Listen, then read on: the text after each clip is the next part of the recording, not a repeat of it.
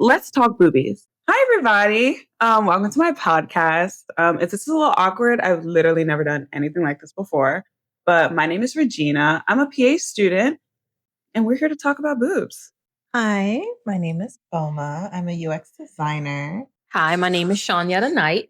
And I have actually been a registered nurse for over 20 years now. And in the past 6 years, I also have a family nurse practitioner degree with a small panel of primary care patients. And my niche is wound care. So I also practice as a wound care nurse practitioner.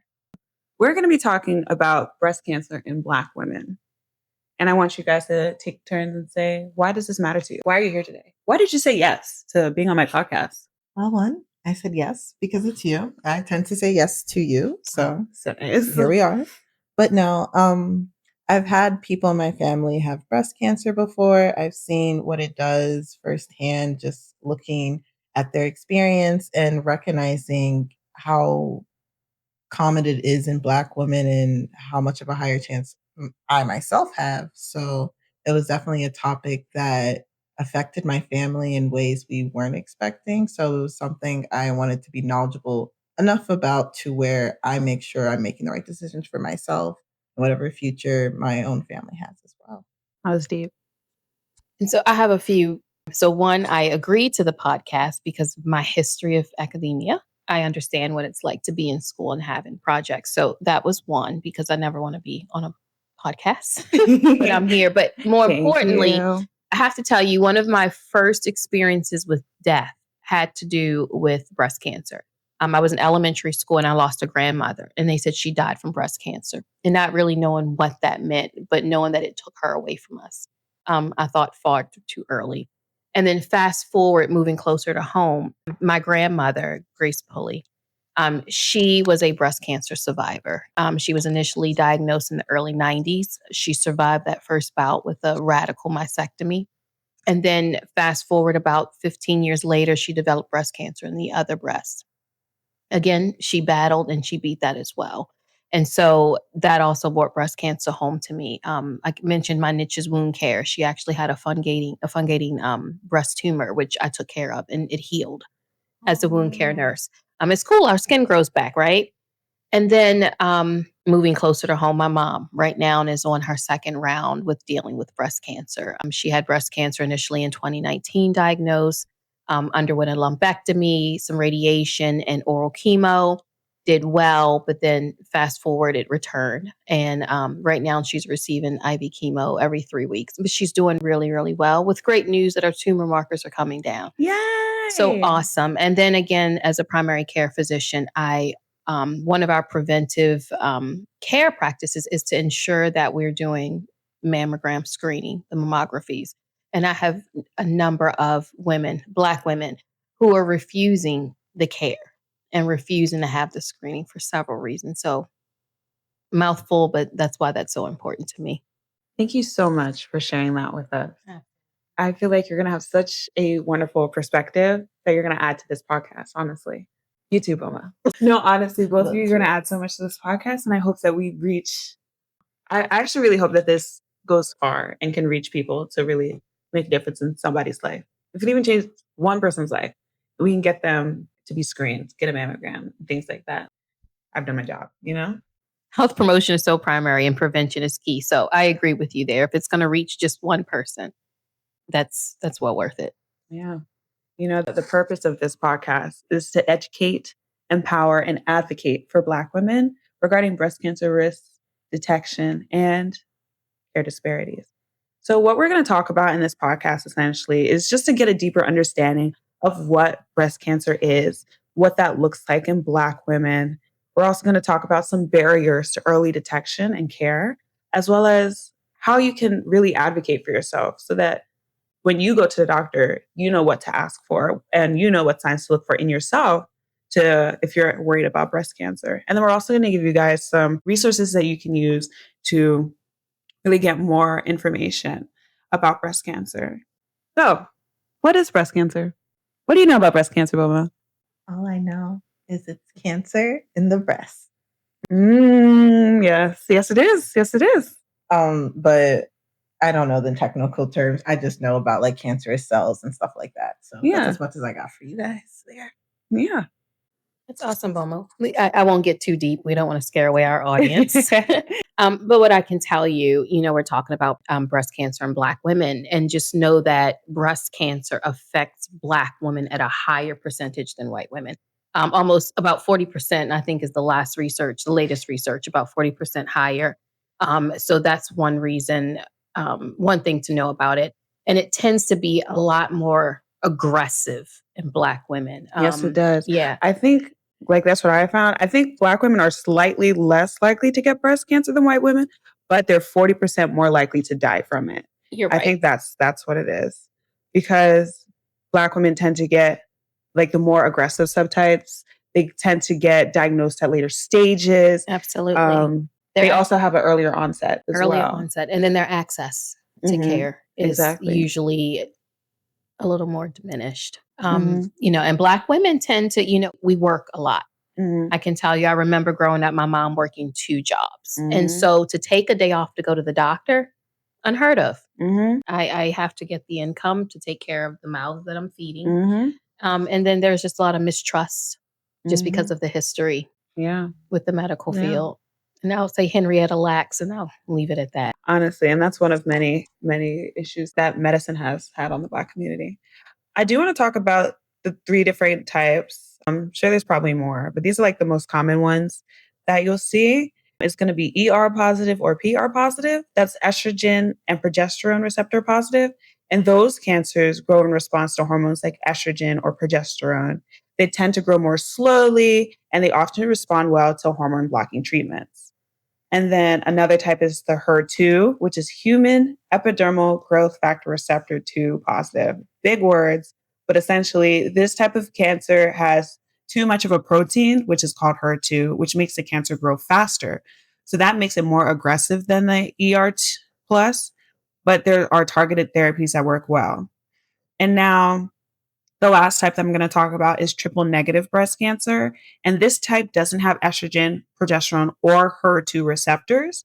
And that's what makes it harder to treat because these hormone therapies are not going to work. Also, it's more aggressive and more common in younger Black women. And then also the definition of breast cancer that I had here is essentially it's a disease where the cells in the breast grow out of control. That's essentially what cancer is. The cells are just growing out of control. And then these abnormal cells can form a tumor. And if that's left untreated, that can spread to other parts of the body and cause problems elsewhere. And the fact that you mentioned that, the different types of breast cancers, it's really important when you do have that familiar history of breast cancer to get an idea of what type of breast cancer that they have. We do not know what type of breast cancer my grandmother had, because that will be often the questions that, as a primary care provider or a GYN provider, that we're asking you, what's the health history? And if the breast cancer is there, what type? And so I know that my mom is HER2 negative, which is great, but we never knew what type my grandmother had. Because of course that now puts me at high risk, right? So it's really, really important to have that familiar history, knowing what type of breast cancer it is, because that has to do with the type of treatment you're going to receive. Family history does play a big role in this. Especially if a close relative has had both breast cancer or ovarian cancer.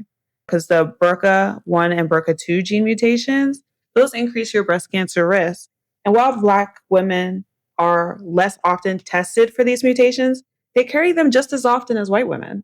So it's really important to ask these questions, get to know what kind of cancer it was, if they have the BRCA1 or BRCA2 genes, just so that you know when you need to start screening and things like that. Speaking of screening, what are some common screening methods? What do you know about screening for breast cancer? I do know of a mammogram. I do know of that one. I know you're supposed to also do your self-testing ones. Right. Those are the main ones I know. But that's a very good one that you pointed out. Yeah. As soon as you asked what types of screening, how do we do it? My mind immediately went to imaging, went to, the typical screening that we have where they're smashing your breast. We've seen that, the ultrasounds that we do. But what you mentioned, the self-breast exams, monthly self-breast exams, that's probably the single most important screening tool that you can have. It's free. You can do it in the comfort of your own home. Mm-hmm. And it's usually, we have quite a few women who detected it because of the self-examination. So that was very important. I think for that one, the only reason why I really know it's because there was a time where my mom really pushed us in my household to be testing ourselves and like making sure we're okay. And I had to go to my doctor and really ask, what am I actually searching for? Just because that's something I know most people, even though they might do a self exam, they may not know if they're touching the right thing or if this is cancerous or not, or what am I truly feeling for. So it's something that I just went out of my way when I saw my doctor to finally ask them and say, what is the proper way to do this? And what exactly am I looking for? Because I feel things, but is this something I should be concerned about or not? So really making sure you're having that conversation too with your doctors or people around you who are knowledgeable, very helpful. Amazing. Absolutely. Again, Bowman, I know you said that, I'm not a nurse, but you're highlighting some of the most important pieces because explaining to a patient that it's a nodule, it's kind of like a pea under the skin and not too mobile. Mm-hmm. You might have wrinkling. So that is definitely a highlight of pointing out what are you feeling for? Because women's breasts can be really fibrocystic, Exactly. especially That's just what I depending was about on, to say. what phase you are in your menstrual cycle. So many Mm-hmm. people are irregular, they may not know. And to know the difference, especially if it's not symmetrical or if it's asymmetrical. So again, great points. Exactly. I just wanted to take a moment to talk about like exactly what it is you are feeling for when you're doing a self breast exam. And so on my women's health rotation, I did learn that the best time to do a self breast exam is going to be like a week after your period. If you're still menstruating, if you're not menstruating, just pick a day each month and just make sure it's the same day because your breasts do change between the different phases of your menstrual cycle. Um, and then also there's things that are, you can have masses in your breast that are benign, as in they're not cancer.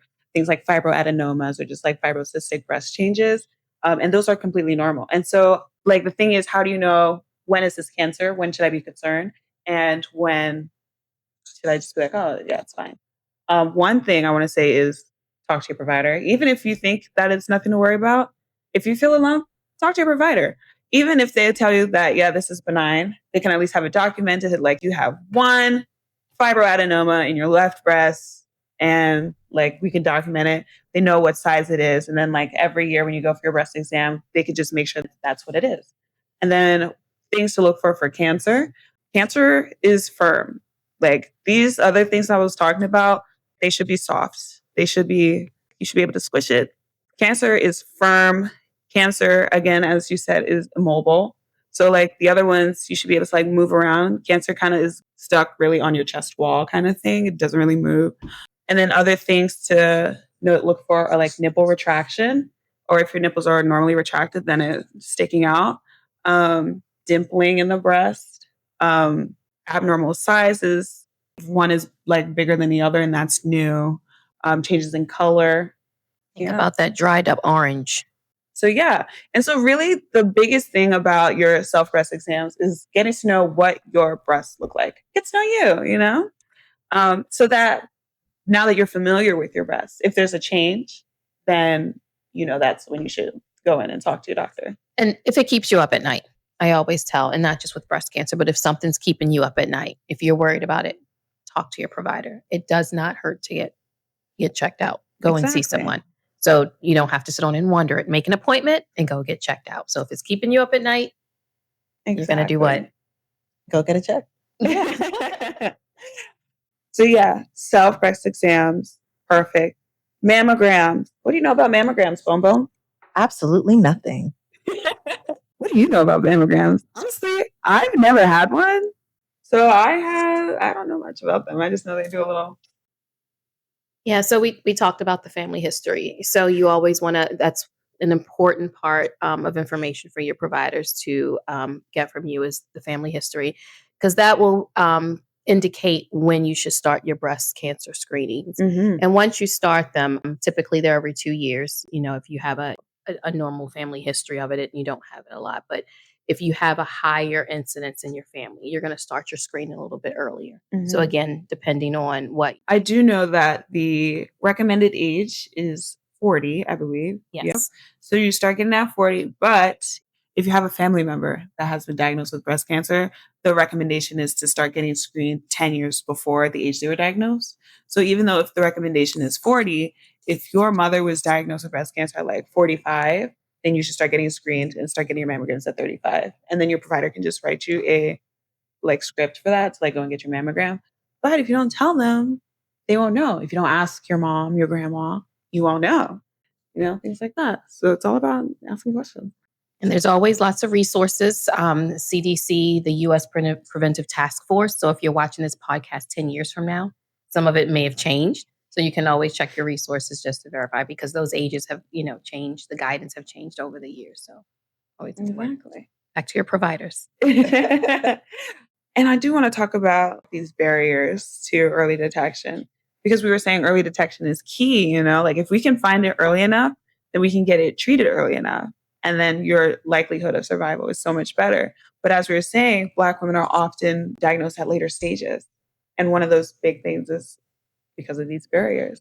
Absolutely. We talk about healthcare disparities with a lot of different chronic illnesses. And we touched on a few of those earlier when we were discussing socioeconomic statuses. So again, the access to care. Right. So typically, if you're not carrying healthcare insurance, if you're not employed, and how about your access? Right. What does your commute look like to get to the nearest primary care clinic or even having a primary care provider? I can tell you now too, just the wait to see a primary care provider or the wait to get in to see a GYN provider is getting longer and longer and longer. And many people, again, they can't take off from work or they don't want to take off from work to take care of it. And then just the fear of the unknown. I have a lot of patients who refuse to get it. They just don't trust the healthcare system. They will tell you about experiences they've had or experiences a close family member had, and they just prefer not to know and don't want to go through it. So there's just a few there, just the access to care, the mistrust of the medical community are some reasons. I think another reason to really consider is a lot of that mistrust as well in the medical field, where a lot of Black people feel, as well as having to really advocate for yourself. That's something I've noticed even among like my sister, for example. She had gone to her OBGYN just to get checked up and everything, and she's been having issues with her period. So she was kind of dismissed at first. So me and my mom were just like, please go visit somebody else then at that point.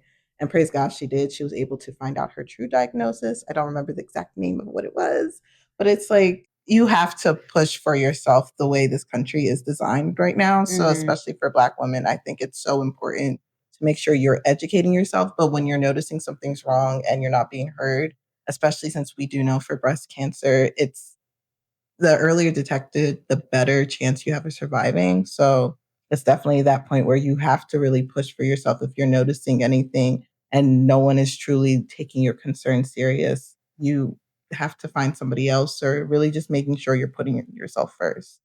And I just wanted to bring up that your sister is not alone in that. Studies have shown that Black women's symptoms are more likely to be dismissed or misdiagnosed. And we've even seen it in the media. It's become, as social media has become more prominent, we're seeing things. If you remember, like Serena Williams when she was having her baby, and she knows that she has, I think it was preeclampsia, and like she knows that she has preeclampsia. She's telling her doctors this, and they're just ignoring her. And the only reason that we're hearing about that is because she's rich and famous.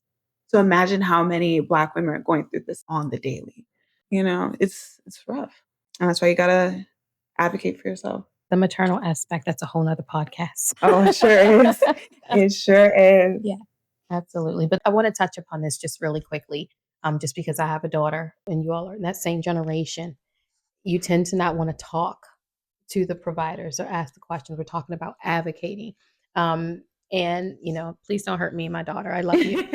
But just stand online to make an appointment, even though you can make them online, actually, but calling and talking to them and having that conversation with your provider. I noticed that sometimes that generation tends to be a little bit quieter Right. And so you want to talk, you want to be informed. And if you have a mom like me, I'll jump on the call with you. But just know that, HIPAA, we can't always jump in, but just to be aware is so important, and to be able to talk about it and ask the questions, and don't give up. Don't throw it away just because they're not answering, or you're scared to talk to them, or you're not sure what to say. Just don't let that be a barrier. Mhm. Okay. Yeah. And then I also wanted to mention, because we did talk about how like there's like such long waits to see a provider these Yes. days. Just shout out to our PAs and NPs. Just want to throw that out there. That is literally what our role was created for, is to try and help fill these gaps. And a lot of people be knowing about NPs these days. Not too many people know about PAs. Um, so I'm just gonna do a little shout out real quick and let y'all know that if your board certified OBGYN is booked out till November 2027, go and see a PA. PA rocks. Go and see an NP. My G1 is an MP.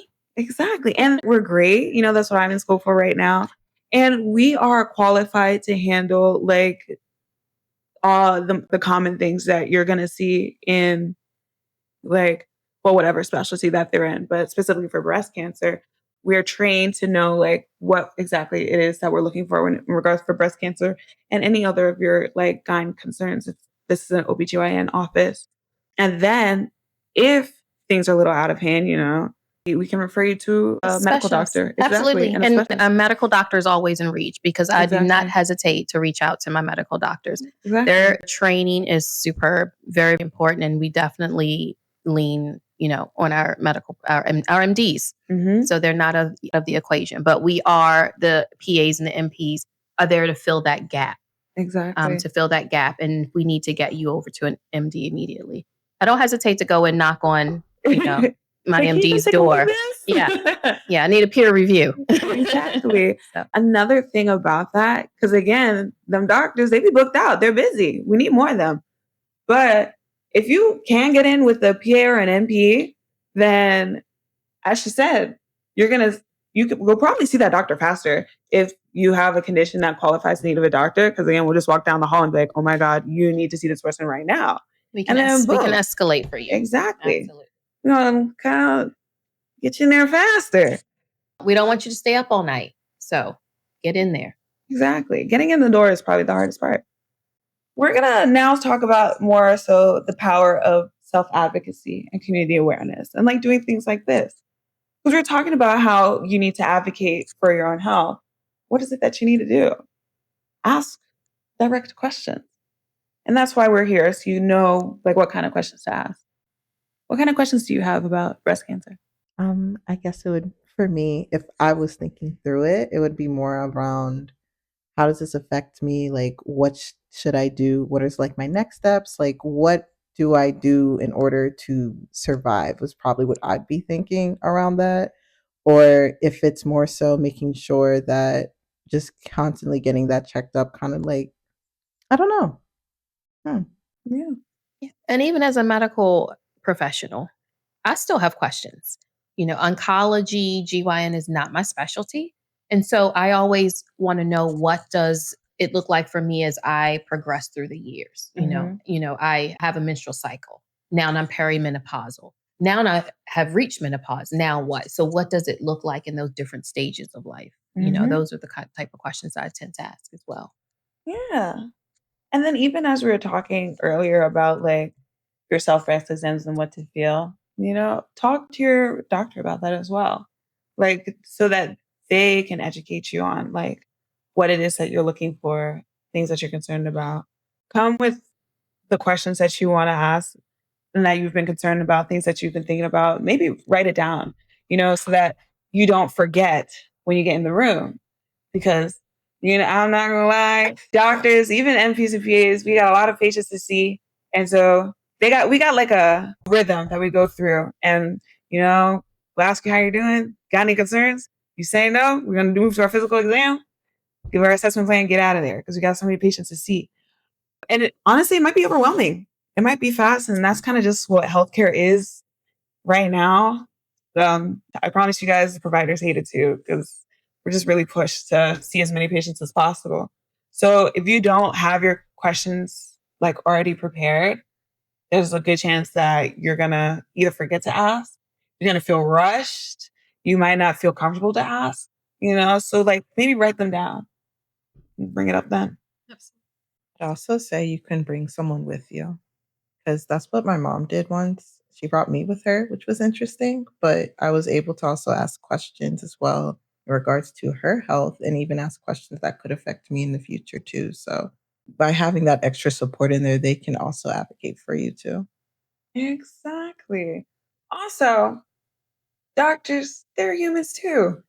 If you feel like they're going too fast or you're not understanding what they're saying, feel free to be like, hey, slow down a bit. Hold on. Give me a second. Can you repeat that? Just like ask, even just ask clarifying questions, That's also helpful. And then also like things like this, like just talking about it, being open. We don't really talk about breast cancer. I think this is probably the first time I've sat down and talked about breast cancer in my life, in my 26 years of life.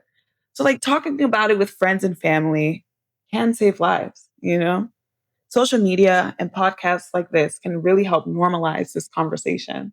I like I like how you said that just because I know growing up there was a time where October, which is Breast Cancer Awareness Month, was such a big deal. But like outside of that month, all you were really seeing was pink too. So it really wasn't having those deeper conversations or even just acknowledging it. So I think it's such an important part to make sure you're talking to your friends, you're talking to your family members, even like coworkers. I've gone to different not conferences, but different discussions around breast cancer, which was interesting to hear from a work perspective. But it also just made me acknowledge like this is part of our lives. And I don't think we should be shying away. If anything, the more we know, the better we'll be off in the future in case anything happens or even more preventative work. Amazing. And Boma, I have to tell you, once again, you bring up a great point because we talk about the generational gaps. Like you just said, you remember October being the Breast Cancer Awareness Month. That's great that you all have that. I almost envy that. Because growing up for me, your medical history was your business. You didn't talk about it. It wasn't up for discussion. You kept it quiet. And that may be another a barrier, another challenge for, my generation and the generation before me, that it wasn't talked about. You don't talk about these types of things. I remember having to have my mom sign off a permission slip for me to have sex education in middle school, and how many kids had to get up and leave the classroom because they weren't allowed. So having that open discussion is so very important. So that's probably another barrier for what I'm seeing in my generation and the generation before me, because you didn't talk about your healthcare. I mean, we rarely even went to the doctor. You just go to the doctor if you need shots for school. Right. I mean, and if you can't pick yourself up off the floor. So again, that discussion is so important. So I'm glad that we have that awareness and that we do have a month just dedicated to our boobs. So very important. Perfect. We're kind of wrapping up here. We're reaching everything that I had planned. Boma, my non-medical friend, what really resonated with you today? Or what did you learn that you didn't know before? I didn't know there was different types of breast cancers. And now my whole brain was racking during that whole thing. And I was just like, wow, so which runs in my family then? So I have some questions to be asking now so that I have a better understanding because I did not know. But Good. yeah, it's actually very helpful just hearing about that and especially just hearing the different experiences too. Just because, I don't think about an older generation. I'm only not to say I'm not thinking about others, but I really am thinking of everyone my age, Great. just my age, not even the people below me. So I don't know. To me, it's really nice just to hear the different perspectives too, just to acknowledge and be aware and also recognize different ways to talk to different people now in my own family, people who are older than me, much younger than me. How are different ways now I can approach them and think about what they have experienced, what they are seeing now, and what the future might unfold. So I don't know. There was a lot today. I'm really appreciative of this. Thank you. I'm glad this helped. Miss Sean, anything resonate with you? Oh, absolutely. Just talking to the both of you and just getting your perspectives on what you think about breast cancer and then coming from your background. Because most of our patients, they don't have a medical background, right? They come in and they don't know. So just hearing your perspective and what your thoughts are and how you approach it was so very helpful for me. Because because I'm sitting here taking notes of, okay, what I need to implement in my practice now moving forward, with Period. your generation, especially when you talk about what is it that I'm looking for. And normally I'll give a nice rundown, but perhaps I need to go a little bit more into detail because I might not have that patient that might say, well, tell me more, you know? Right. So again, Right. very important. So this was great. Thank you. Wow. And I do want to take the time to thank you guys for being a part of this. Honestly, like you guys made this podcast. Honestly, like this was great.